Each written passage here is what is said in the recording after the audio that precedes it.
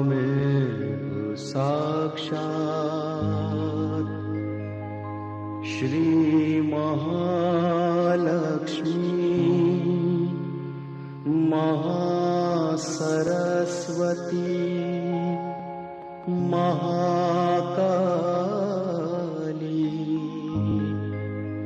त्रिगुणात्मिका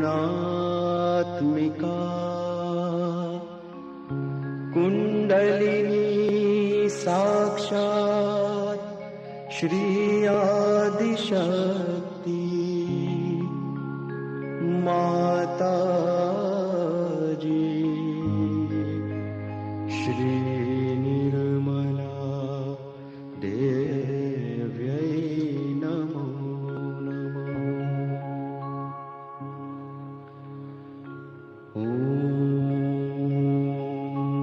त्वमेव साक्षात् श्री कल्की साक्षात् श्री आदिशक्ति माता जी श्री निर्मला देव्यै नमो नमः। ॐ त्वमेव साक्षात् श्री कल्की साक्षात् श्री सहस्रार स्वामिनी मोक्ष प्रदायिनी माता जी श्री निर्मला देव्यै नमो नमः।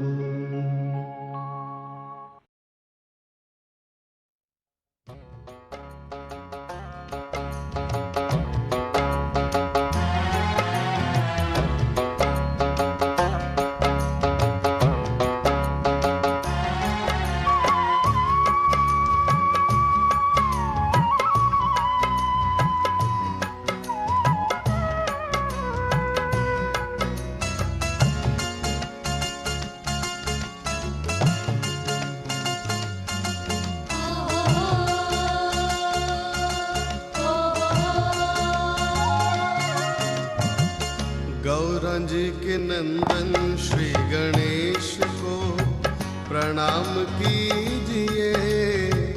निर्मल माँ के बेटे का नाम लीजिए। गौरांजी के नंदन श्री गणेश को प्रणाम कीजिए। निर्मल माँ के बेटे का नाम लीजिए। गौरांजी के नंदन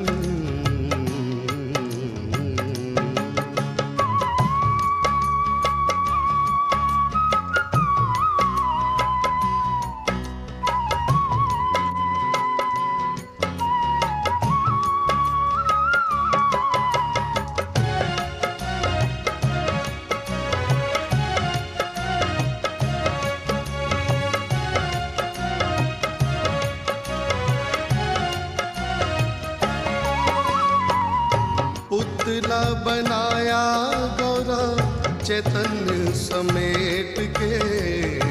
पुतला बनाया गौरा चैतन्य समेट के। पुतले में प्राण भरे दिव्य शक्ति से। पुतले में प्राण भरे दिव्य शक्ति से। करना स्नान है तूने ज्ञान है। करना स्नान है तूने ज्ञान है। अंदर ना आए कोई इनकार कीजिए। गौरांजी के नंदन श्री गणेश को प्रणाम कीजिए। निर्मल माँ के बेटे का गौरा जी के नंदन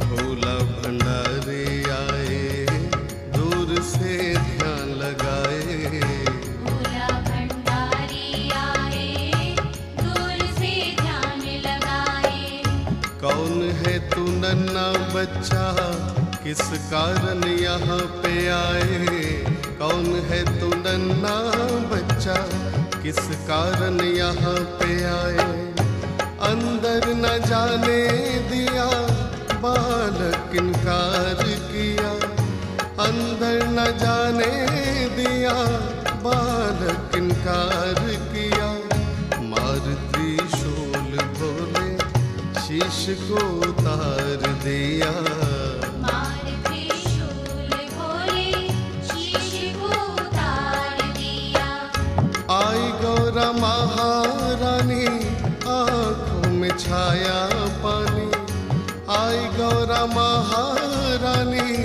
आंखों में छाया पानी बालक को जीवित कर दो होगी बड़ी मेहरबानी बालक को जीवित कर दो होगी बड़ी मेहरबानी जंगल में जाए के गज शीश लाए के जंगल में जाए के गज शीश लाए के उठो गजराज अमृत जल पीजिए गौरा जी के नंदन श्री गणेश को प्रणाम कीजिए निर्मल माँ के बेटे का नाम लीजिए गौरा जी के नंदन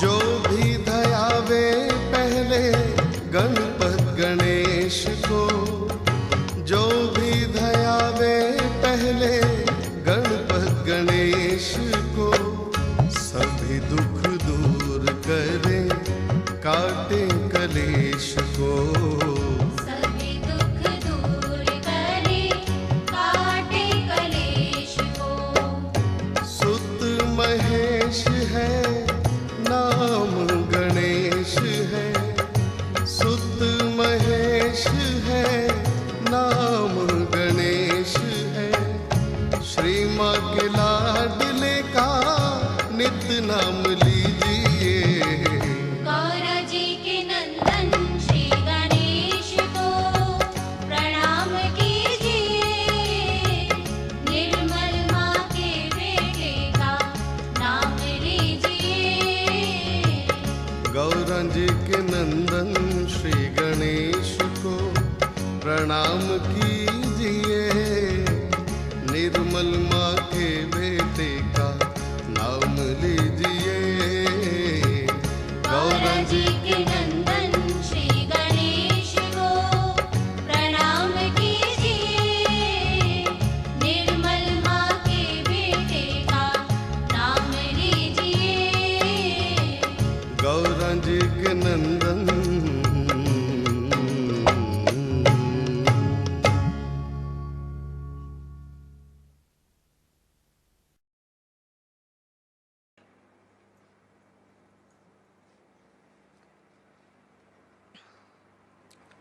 आज हम लोग यहाँ पर पहले श्री गणेश और बाद में देवी की पूजा करने के लिए एकत्रित हुए हैं। श्री गणेश को इस महाराष्ट्र में विशेषतः बहुत माना जाता है, क्योंकि यहाँ पर स्वयंभू अष्टविनायक है। अब लोग ये भी कह सकते हैं कि गणेश नाम की कोई चीज़ नहीं थी, और ये भी कह सकते हैं कि ये स्वयंभू अष्टविनायक नहीं है।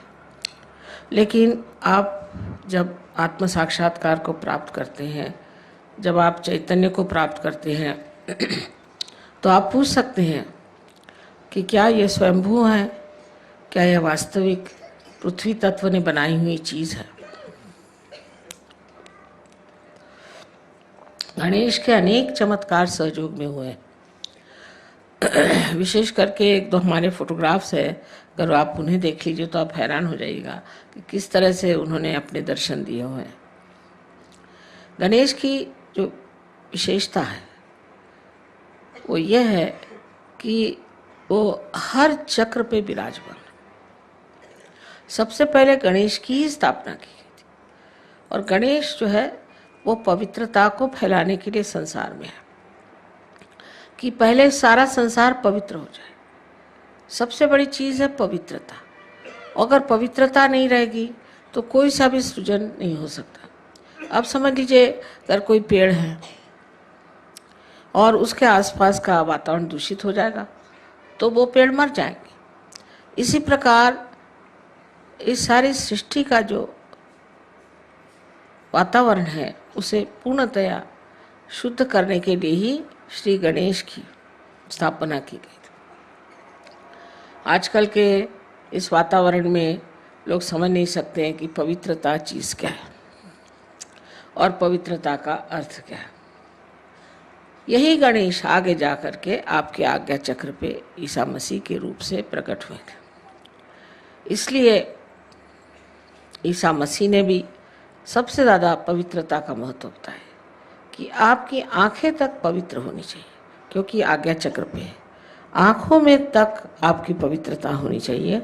अगर आपकी आँखों में पवित्रता नहीं है तो फिर आप किसी तरह से भी पवित्र नहीं माने जाएंगे। लेकिन इसका ये मतलब नहीं कि आप अपने को कहें कि हम में ये खराबी है, हमें वो खराबी है। किंतु श्री गणेश को अगर हम मानते हैं, उनकी हम पूजा करते हैं, तो उनके गुण भी हमारे अंदर आने चाहिए। तो पहला तो उनका गुण है कि पवित्रता। अब इस पवित्रता को हम किस तरह से पा सकते हैं? कहने से नहीं हो सकता। किसी आदमी से कहा जाए तुम पवित्र हो जाओ तो नहीं हो सकता। गंगा जल से नहाने से भी मनुष्य पवित्र हो, ऐसी बात नहीं। तो ये पवित्रता आने के लिए क्या करना चाहिए? इसके लिए आपके कुंडलिनी का पहले ही जागरण होना चाहिए।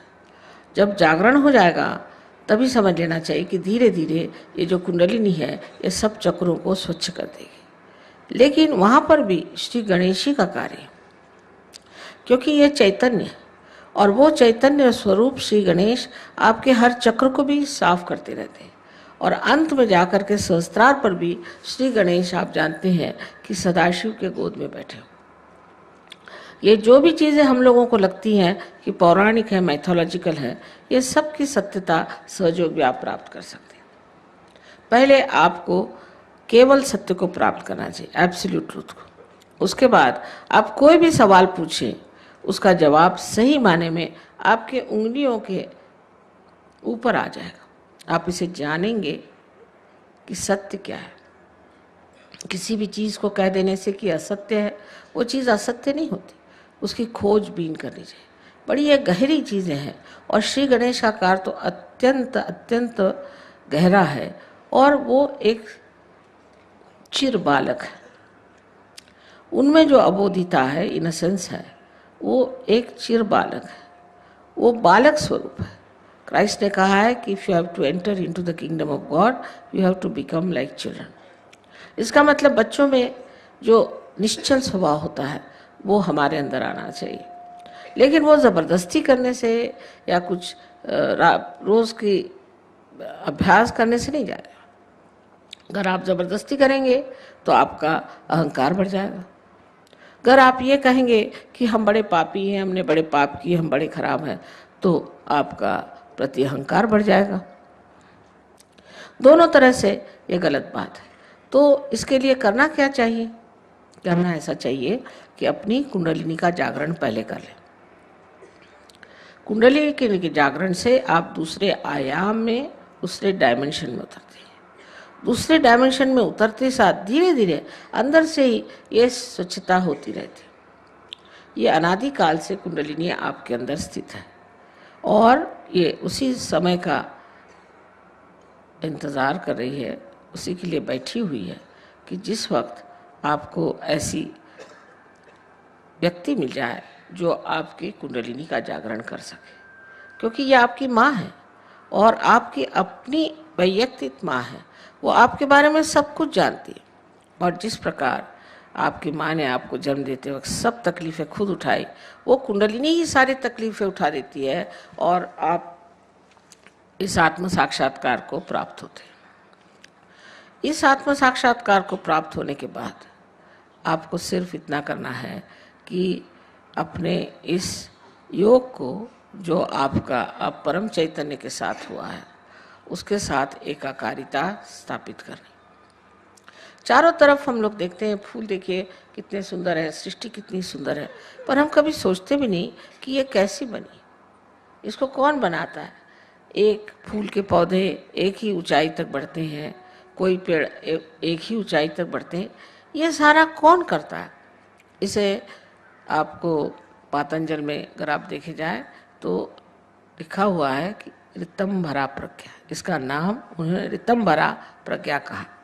लेकिन यही ब्रह्म चैतन्य है, यह परम चैतन्य है जो चारों तरफ फैला हुआ है और जिसके लिए आदि शंकराचार्य ने बताया हुआ है कि सलीलम सलीलम, ठंडी ठंडी हवा इसकी लहरें आती। बाइबल में भी इसको cool bridge of the Holi ghost कहा गया।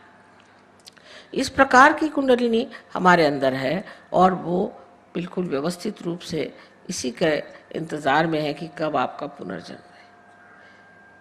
अभी तक अमीबा से इस स्थिति में हम आ गए कि इंसान बन गए, लेकिन इससे कोई ना कोई ऊंची स्थिति ज़रूर होनी चाहिए। अगर हम सत्य को प्राप्त किए होते तो आज कल के जो झगड़े हैं ये न रहते। हम सब एक मन से, एक विचार से, एक सत्य के साथ जीते। लेकिन ये जो झगड़े हो रहे हैं इसकी वजह यही है कि हम लोगों ने अभी तक उस केवल सत्य को प्राप्त नहीं किया और जब तक हम उस सत्य को प्राप्त नहीं करेंगे तब तक उत्क्रांति माने इस इवोल्यूशन की जो चरम सीमा है उसे हमने प्राप्त नहीं किया। उसको प्राप्त किया बगैर हम लोग कभी भी शांति से, सुख से, समाधान से रह नहीं सकते। संसार के जितने भी प्रश्न हैं अधिकतर मनुष्य ने ही खड़े किए हैं। इस मनुष्य के परिवर्तन के लिए श्री गणेश का बहुत कार्य है, बड़ी मेहनत करते हैं। इनके गण हैं इसलिए इनको गणपति कहा जाता है और ये हर समय माँ की सेवा में लगे रहते हैं और हर जगह जहाँ भी ज़रूरत होती है तुरंत दौड़ के जाएंगे और कार्य करते हैं। अब ये सब चीज़ें ऐसी लगती हैं जैसे कोई स्वर्गीय चीज़ें हैं और इसका मनुष्य से कोई संबंध नहीं, लेकिन इसी दुनिया में हम लोग उस स्वर को स्थापित कर सकते हैं जिसकी महिमा शास्त्रों ने गाई हुई है।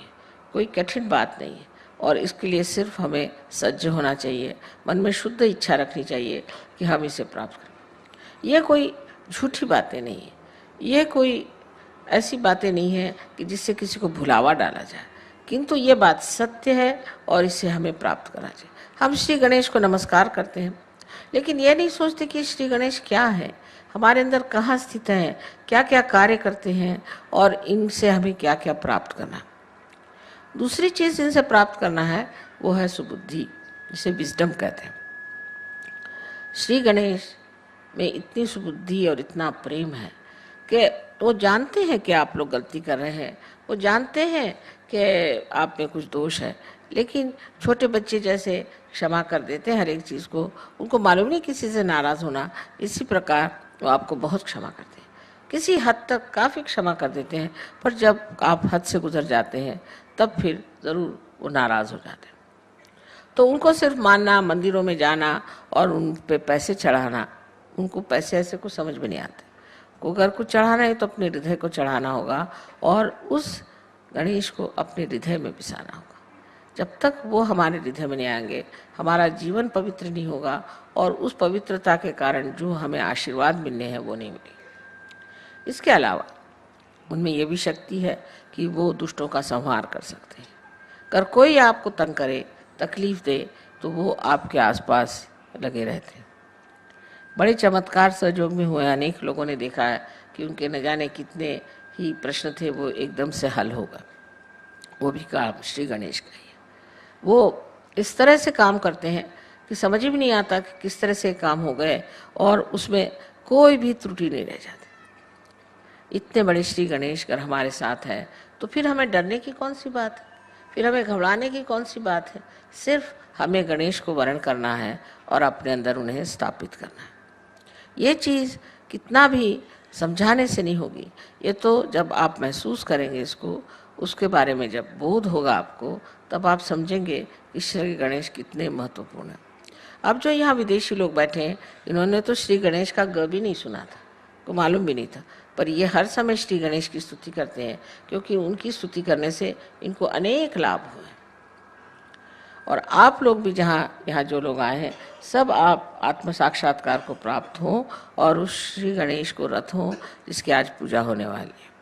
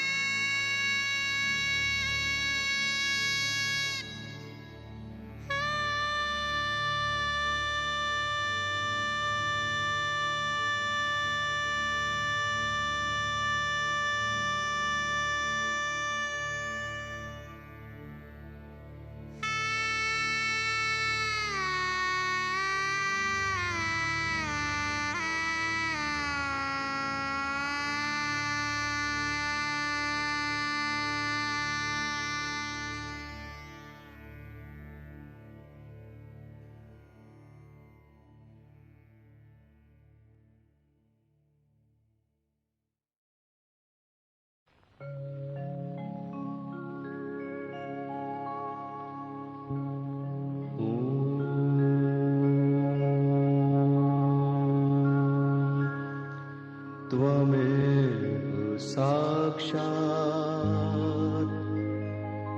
श्रीमहालक्ष्मी महासरस्वती महाकाली त्रिगुणात्मिका कुण्डलिनी साक्षात् श्री आदिशक्ति माताजी श्री निर्मला देव्यै नमो नमः। ॐ त्वमेव साक्षात् श्रीकल्की साक्षात् श्री आदिशक्ति माताजी श्री निर्मला देव्यै नमो नमः। ॐ त्वमेव साक्षात् श्रीकल्की साक्षात् श्री सहस्रार स्वामिनी मोक्ष प्रदायिनी माताजी श्री